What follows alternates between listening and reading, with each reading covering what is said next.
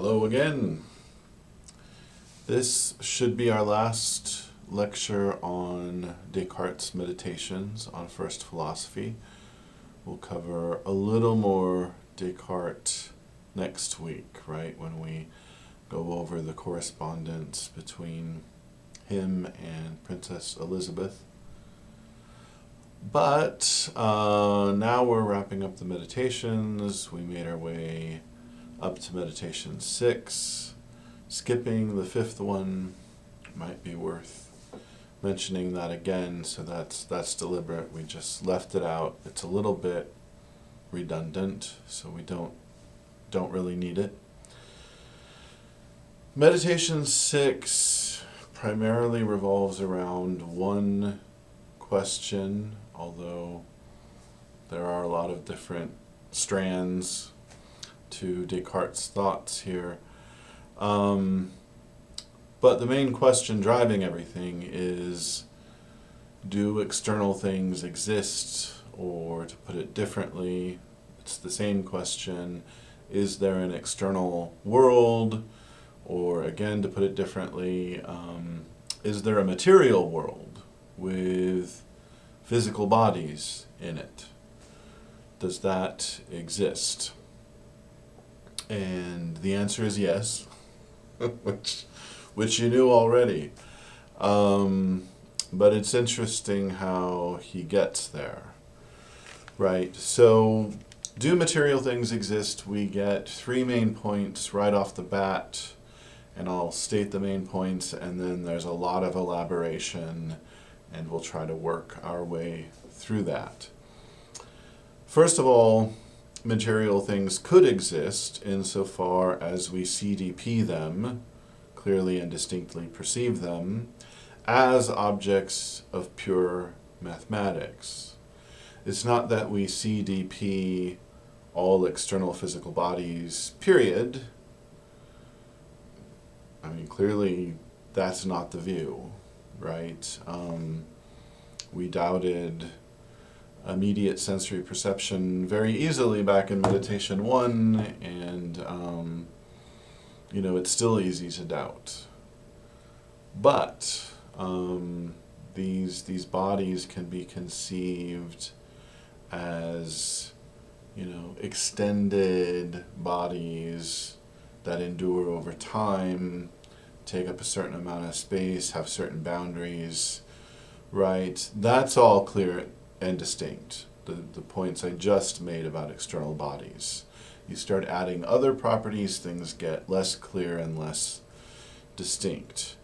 So again, if you conceive external bodies through a mathematical lens, okay, well that's clear and distinct enough. And this brings us full circle, right? Because when I gave my background lecture on the meditations, I said, well, Descartes basically ends up saying that, the parts of the world that we can understand through mathematics, through arithmetic and geometry, even to make it very basic, those are the most real parts, because those are the most clear and distinct and the most what we're most certain of.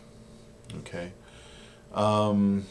So certainly all that stuff could exist. That's not yet to say that it does. But there's no inconsistency in it, and if there's no inconsistency in it, it could exist, which is related to the second point here. Well, if there's no inconsistency, if it's not incoherent, God could make it exist, because God is all-powerful. My idea of God tells me so, right? And my idea of God basically tells me that God exists. So yeah, there is a power. There exists a power that could cause things to exist in the way that I perceive them, at least if I limit what I'm perceiving to the mathematizable properties, right? Or mathematical properties, either way. I think you know what I mean by mathematizable, right? Third, my imagination is the application of my mind to my body. Apparently, that's what it seems to be. It seems that my imagination sets the body in motion, and then the body gives sensory data back to me as a result. So I should be able to infer from having an imagination that my body exists, right? And then that would sort of anchor us in a broader world in which other bodies exist and impinge on my body, right? So, yeah, that'll be a theme as we go forward, right? There's this special body attached to me, so it seems. We'll say more about that. And it gives me these sensory impressions, and some of them seem to be related to other bodies, right? And so again, gives me some reason to think these other bodies exist, not just my own special body that's attached to my mind. Okay, going from there, that's a lot already. We need to get clear on the difference between imagination and pure understanding, so Descartes takes a stab at that.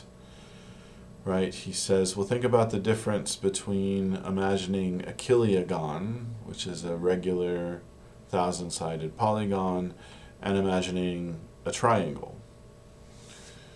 My imagination of the triangle is clear and distinct as far as it goes. My imagination of the chiliogon, or the kiliogon, I looked it up, seems to be kiliogon. My imagination of that, not sure I could distinguish that from a figure with 10,000 sides rather than 1,000 sides. That's what Descartes says. So it's really not clear and distinct, is it? Right, so that tells us something about imagination and imagination versus understanding, because if I tell you that a kiliogon is a regular 1,000-sided polygon, you understand perfectly well what I mean, but you still can't imagine it very well. You understand perfectly well what I mean by a triangle, I would think, I suppose. Went to high school, took a geometry class, right? So you understand what I mean, and you can imagine something that represents that conceptual notion very well, right? So there again, the imagination is clear and distinct, giving us something clear and distinct, right? But that extra effort to draw a picture in one's mind, that's the imagination. That's what Descartes is construing as a turn to the body, a turn to my special body that's attached to me, right? So Descartes just goes on to say, to finish the line of thought, one of the lines of thought, well, there doesn't seem to be a better explanation for my imagination. It seems non-essential to me. It seems that I could exist without an imagination. But since I do have one, it does seem attached to my body in the sense that, again, I use my imagination to generate sensory data. I'm reproducing sensory data that I've received earlier with my imagination, right? So the best explanation of my having an imagination is that I have a body, and I have a faculty that allows me to reproduce sensory data that I've received through my body. So that's an argument for material bodies, right? Sort of stands on its own.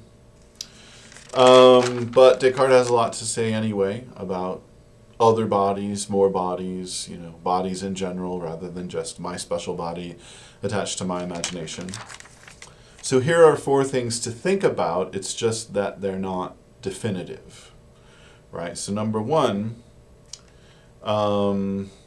those bodies that I perceive are more clear and distinct than the ones I imagine, right? So if I imagine something, I initiate that. If I perceive something, the whole reason I think of it as perceived is that I didn't initiate it, and then what I didn't initiate seems more clear and distinct. So that starts to indicate that there are bodies out there providing rich information to me, and then when I try to reproduce the information in my own consciousness, I do kind of a mediocre job and I'm not able to fully reproduce it. I already mentioned this in passing, but let's make it a separate point. Point number 2. Okay, well, objects of perception, impinge on me without my consent. So if I perceive them, they're more clear and distinct than if I imagine them. And then as a separate point, well, also, when I perceive something, it happens without my consent. And again, I mentioned this in passing, but if we're trying to elaborate the argument, we have to state everything separately. The objects of imagination are reproductive. It seems like they reproduce perceptual objects, or in other words, when I imagine, I reproduce what I perceived, so I perceived it first, right? And then number 4, things they go on a different tack here. So number 4, perceptions cause pleasure and pain in the special body that seems attached to me, right? And then that opens up a whole avenue of thought. Well, why would that indicate that external bodies exist? Well, in brief, pleasure and pain guide me in my behavior and make certain objects attractive and make other objects repulsive, and I'm alive. I've been alive 50 years, more than any of you probably. Maybe not everyone in the course, but most of you, right? So pleasure and pain have steered me pretty well, and perceptions of objects cause pleasure and pain.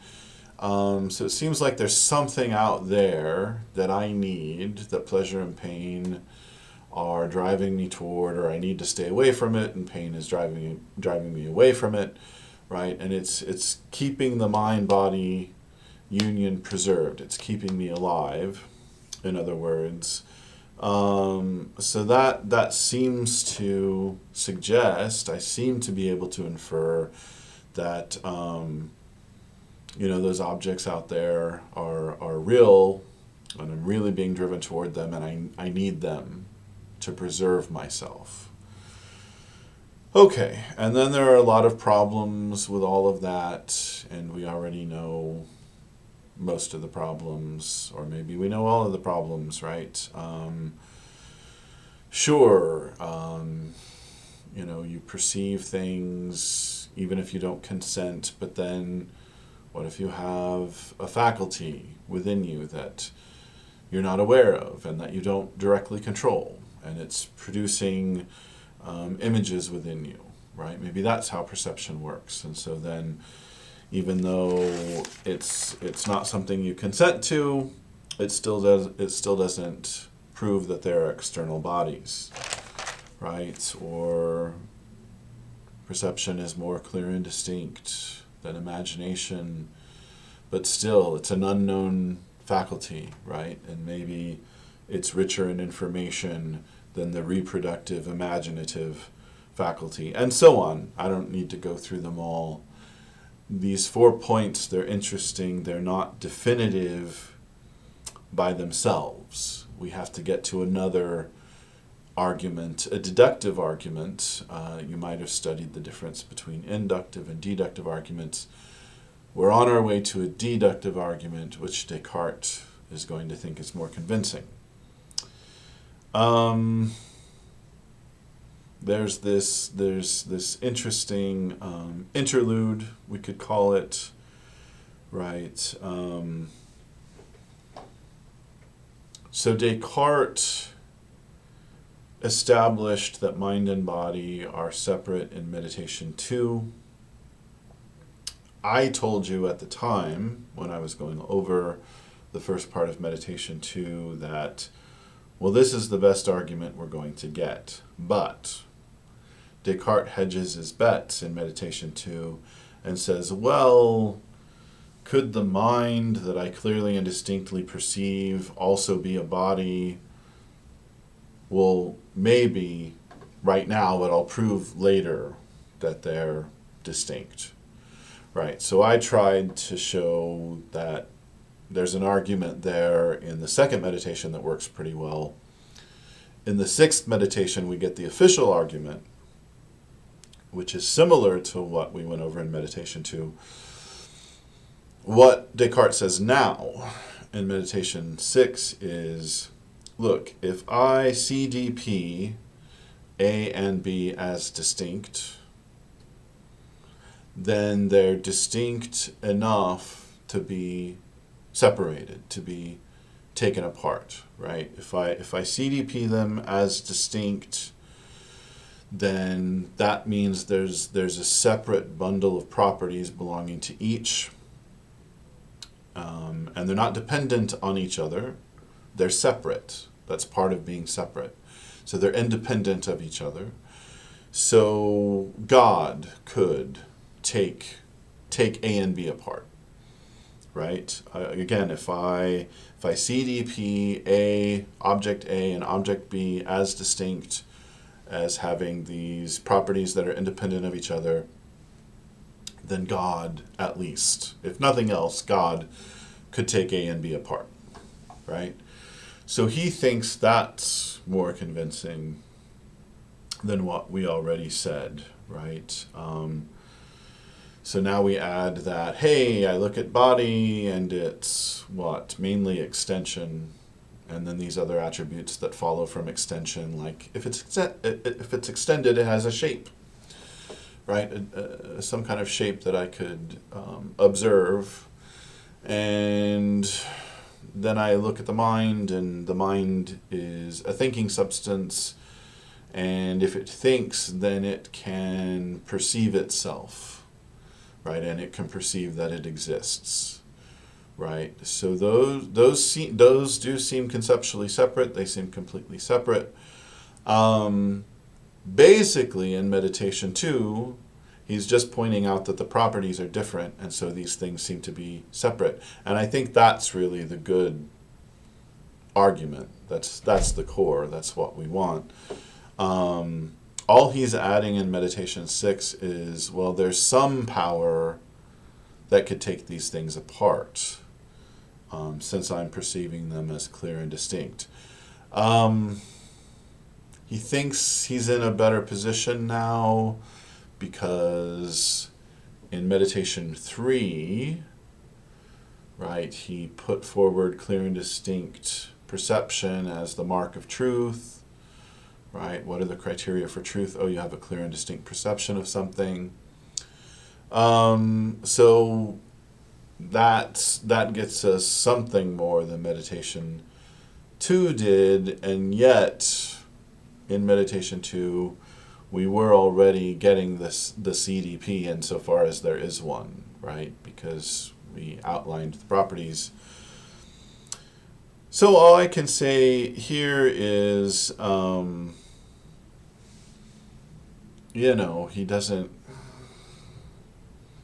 doesn't need the part about God. It's not doing anything really great for him here. God is sort of a stand-in for what's possible, right? If I CDP two things as distinct, they possibly come apart, right? And then there's enough power in God to underwrite that possibility. So I'm sure Descartes' faith is sincere, but then I think if you read this text critically and analytically, the stuff about God isn't, it isn't doing much, right? At least That's my take on it. So you should think about it for yourself. Plus, in Meditation 4, I was trying to go through Meditation 4 pretty quickly, so I didn't really note it in connection with Meditation 4, but that's the meditation in which Descartes says we can't really know what God's goals are, right? There's a set of causes in philosophy, and of course he means Aristotelian philosophy. There's a set of causes that we call final causes, which is just to say there are goals built into nature. I mean, that's pretty much how Aristotle looked at it. There are goals built into nature. Nature is striving, right? The acorn is striving to be an oak tree.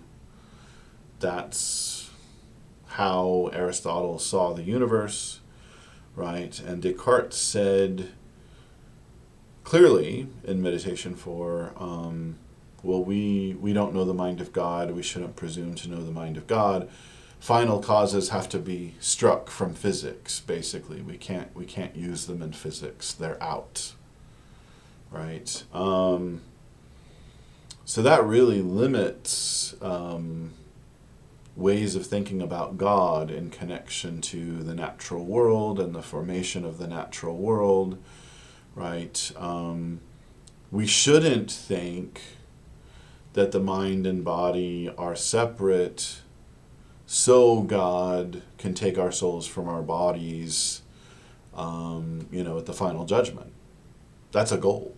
That's a purpose that God might have. So it's conceivable that he could make us mind and body are separate, so that our souls can flit away from the body at some point. But that's not legitimate in physics, and Descartes already said that in Meditation 4. So again, the only role for God here is, well, he has that much power that, enough that if the two things have these separate attributes, then they could be separated, because after all, there's nothing incoherent about that. Seeing as how the properties are completely separate anyway, there would be nothing incoherent about taking them apart. Very, very limited role. Might as well leave the God part out. Okay, but you think about that. Okay, and finally we do get the deductive argument about there being external bodies. And the deductive argument goes like this. Okay, well, where could these impressions of external bodies in my consciousness come from? We seem to have three options.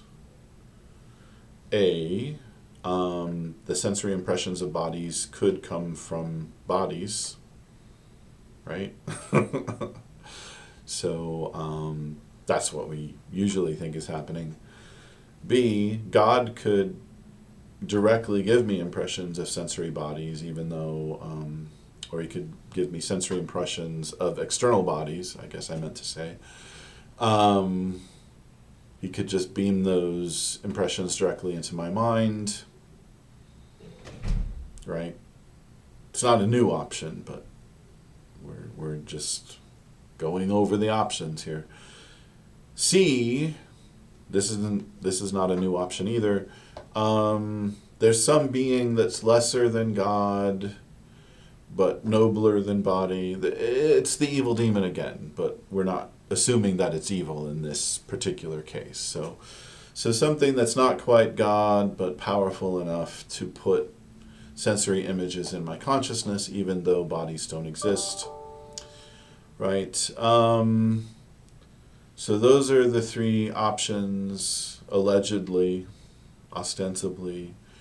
Right? If those are the three options, then A must be the right answer. That is to say, bodies must be the cause of my sensory impressions. Because otherwise, God would be a deceiver, and in Meditation 3, we proved that God is infinitely good. Right? If God directly puts sensory impressions in my mind, that makes God a deceiver. if this lesser being does it, God is consenting to it. God is letting the evil demon or whoever this being is systematically deceive me over long periods of time, right? So God's a deceiver. God's complicit there. So it has to be bodies causing me to have these sensory impressions, right? I guess this is another case where I was already as convinced as I was going to get. This short deductive argument doesn't do much for me. I think I was most impressed by this idea that, imagination involves turning to this special body that's attached to my consciousness, and it reproduces sensory impressions, but in a degraded way, which suggests that there are information-rich sources out there causing the original sensory impressions, right? And then when I try to reproduce them, it's only in a degraded way because I don't have as much information in here as exists out there. I mean, he didn't quite say it like that, but that is more or less what he said. That was kind of impressive. The stuff about God being a deceiver, not being a deceiver, I don't know. This is why I think, this is the beginning of secularization. I mean, he's throwing around the word God, but how are these arguments really working? What's really compelling here? Is it the God stuff? That's not my view. Could be somebody's view. Okay. Do I have a natural tendency to believe that objects exist outside me? We have to be careful about that. Yes and no. I mean, I'm sure you do tend to believe that when you have sensory impressions, those are caused by objects outside of you. But what does the natural tendency amount to, right? Do you have a natural tendency to believe that every impression you have resembles the object that's causing it? Well, no. I think Descartes' right to say, no, that's not a natural tendency. I mean, his main concern probably is if it were a natural tendency, then we'd have to say God did a poor job of designing us. Set that aside. This is something Hume mentions actually, but it works here. Press on your eyeball.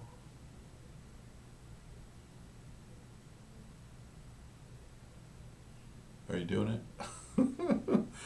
If you press on it in the right way, you can cause a sort of black spot to appear in the corner of your eye, right? Be careful, I guess. Right, and you know that doesn't correspond to anything out there. That doesn't represent anything. Also, if you get tickled by somebody or something, you don't think that resembles something out there. There are certain pains that we wouldn't, maybe most pains, maybe all pains. I was trying to hedge my bets. Pains in general, we don't think of them as resembling anything. I don't know, maybe if a knife cuts you and you have a sensation of sharpness, maybe the pain and the sharpness get intermingled, and there's a kind of pain that resembles the sharpness of the blade, or I don't know. But other pains, a headache, it's not representational. You don't think of it as representational. You have sensations that don't represent things, or you don't think of them as representational anyway, right? So, what does that do for Descartes? Well, it opens up a whole line of inquiry that's interesting, I think, and that John Locke takes up in his own way. Um, so, which sensory properties really are representational and which aren't? Descartes seems to say color. Probably color isn't in objects. He specifically says, when I think about objects being hot and cold, I don't even know if one of them is real and the other is a nothing, right? Is it that there's something to heat, like there's an actual property in bodies that corresponds to heat, and cold is the absence of that? I mean, that is what we think now, something like that. Or is it that cold is positive and heat is the absence of some, cold making attribute? Or is it that neither heat nor cold resembles anything out there in the world? Hard to say. So we end up getting a list of things, color and scent and heat and cold. Not sure Descartes' trying to be exhaustive here. He does list a couple more things. In any case, the interesting part is, well, those don't resemble. Those don't directly tell us what bodies are like, right? However, as John Locke will emphasize, shape, extendedness, or length or breadth or height, those could actually tell us something about the object and the way the object is in itself, especially since, as Locke points out, not so much Descartes, something like height or breadth or shape, those occur across sensory modalities. In other words, you could feel that something is round and you could see that something is round, right? So then we start to gain confidence that, okay, there's actually roundness in the object, but redness or the smell of rubber, say, we're less inclined to think those are in the object. Okay. So is God a deceiver because of that? Well, now we're back to this view that the mind-body union needs to be preserved, right? So there's a difference between a green banana and a yellow banana, right? Or if you're looking at mushrooms and trying to be careful about which mushrooms you eat, you can go partly by color, right? So even though color is a superficial quality and doesn't tell us about the object as it is in itself, differences in color can correspond to real differences, and they can be useful for preserving the mind-body union, right? So even when we've got sensory properties that we're dealing with that don't resemble what's out there, right? They seem to serve us well, right? So then the point seems to be the universe is well made, God's a good craftsperson, this is okay. Or, in a less religious vein, the universe is rational and we can make our way through it and figure things out, right? That would be the secular take on it. Okay. What should we cover before we end here? I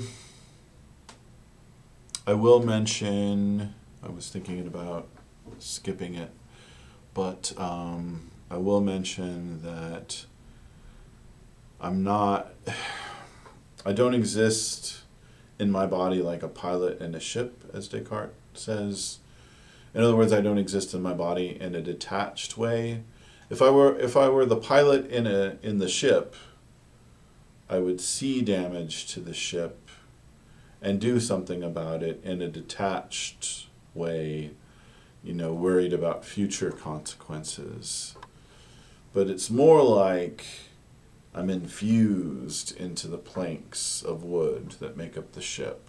I'm imagining a wooden ship. That seems appropriate to Descartes' time, right? It's more like that. And then something bad happens to the ship, and I have an immediate response. There's an urgency. I want to do something about it, right? And again, that suggests, well, things work pretty well. I mean, it wouldn't speak well, to my prospects for survival if I didn't feel any urgency when my body was damaged. Right? It's good that I do. Pain is good in that way, right? It's a warning to us about something, and we have to pay attention to it. Okay, so that's just interesting to me, this idea that, well, you're not just a pilot in a ship, but you're infused throughout the ship. And yet, Descartes' still a dualist, right? That's what makes it interesting. He's a dualist, but he realizes that, there's some sense in which these hands are sensate, right? They sense things.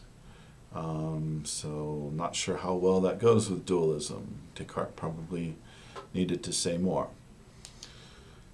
Okay, so the one last thing about the body certainly is this issue with dropsy or edema. What is he going on about there?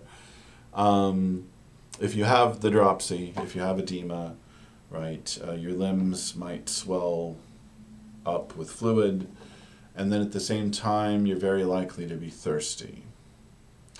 Right, so we were just saying that things seem pretty well made, your body seems to work well, and it's able to preserve itself. You are able to preserve the mind-body union, right? So doesn't the dropsy suggest that things don't work so well? Okay, well,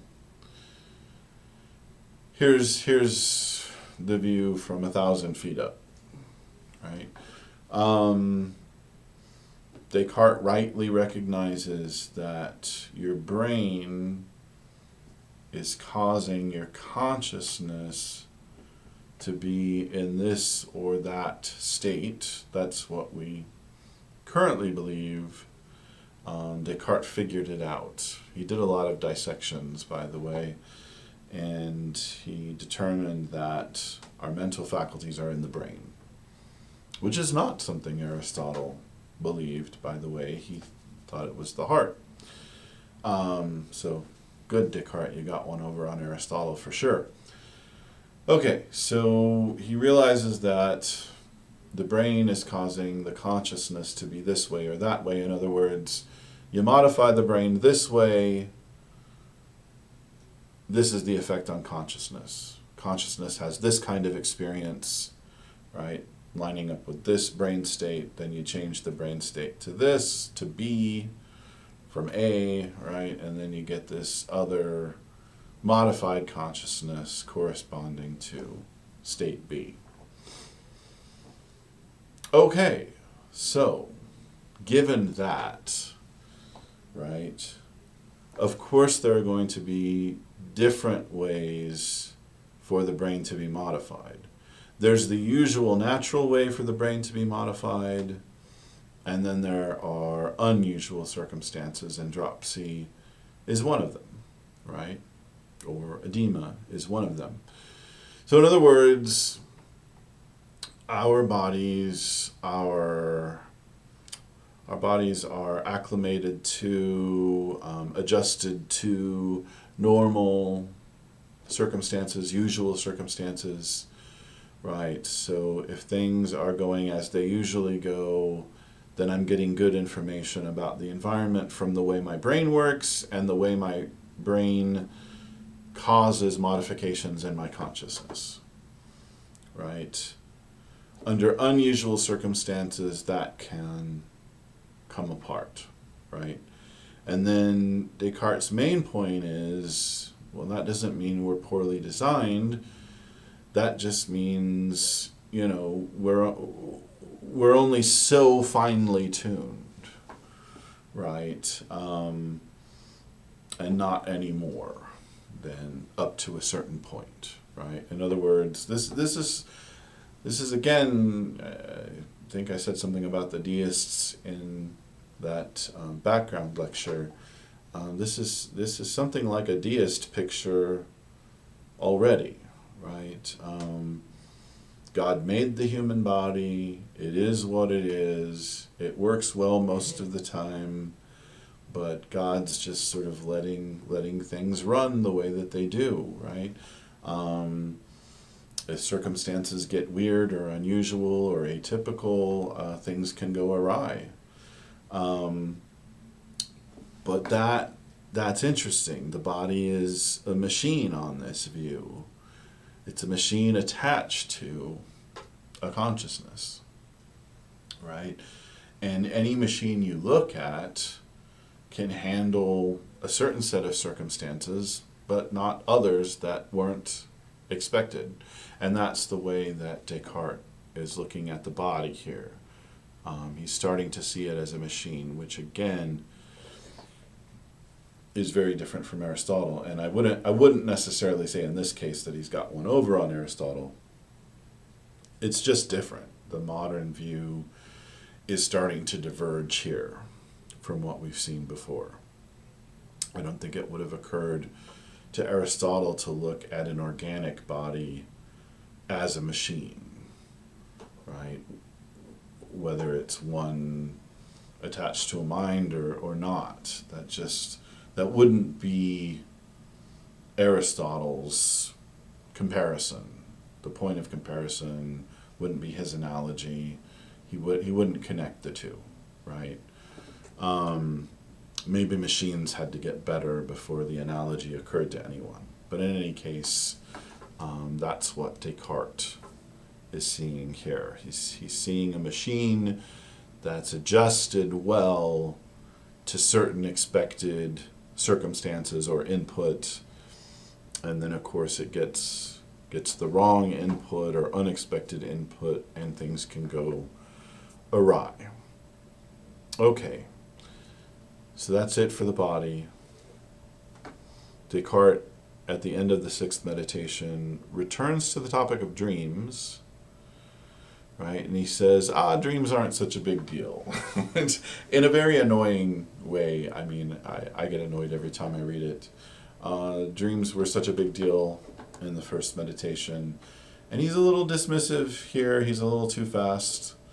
He says, don't worry about dreams. What I've realized about dreams, in 6 days, since he's got this conceit that it's one meditation per day, what I've realized in the past 6 days is that dreams aren't well connected to the rest of your experience, right? They're incoherent, especially, they might be internally incoherent, they often are, but especially if you try to fit them into the rest of your experience, then what you get is incoherence. Not to be a downer, but I often have dreams that I see a grandparent, or I'm in the house of one of my grandparents, but my grandparents have all passed away at this point, since I'm 50. So I wake up and I realize, they're gone, they're dead. I went to the funeral. It doesn't fit. It's incoherent. That's part of how I know it's a dream. So I'm able to dismiss it, right? So basically, Descartes suggests a rule. He doesn't quite state it as a rule, per se. If you take any individual experience, as long as you can fit it in with the rest of experience, and it's coherent, then that's what reality is. Yeah, so that leaves us in a weird spot, right? We want to say reality is out there and experience is in here, and reality is when your experience matches up in a certain way to what's out there. I think we generally want to say something like that. But he's actually giving us an internal standard, an internal criterion. Well, if that little bit of experience matches up with the rest of experience, then you're fine. I don't care for that, but it does show he's a rationalist, right? He's been a rationalist all along. That's not a term he uses, right? But this is a rationalist criterion for reality. Rationalist in the sense that, well, coherence itself is a rational standard. So he's taking a rational standard and applying it to experience and saying if it meets the rational standard, it's real without even regard to, how it's caused, how the experience has been caused. Someone else might prefer to say, well, the criterion is, being caused in a certain way. The experience is an experience of reality when it's caused in a certain way, and that's the case whether we're ever able to know it was caused in that way or not. Someone you would probably be inclined to call a realist would say something like that. So is Descartes an idealist? Well, he never says so. And he spends a long time trying to prove there's an external world. But if he spends a long time trying to prove there's an external world, isn't that because he gave us a conceptual setup earlier that made the external world problematic? So, definitely a rationalist. Looks like an idealist, even if he wouldn't want to admit that. Okay, so I hope that's interesting. I think it's very interesting. The Meditation 6 is a big sprawling mess. I guess I meant to say the sixth meditation. It's a big sprawling mess. The meditations in general, I think they're interesting. I hope you've gotten something out of it. Now we'll see Descartes interacting with a contemporary, and then we'll be moving on to John Locke. Thanks for joining me.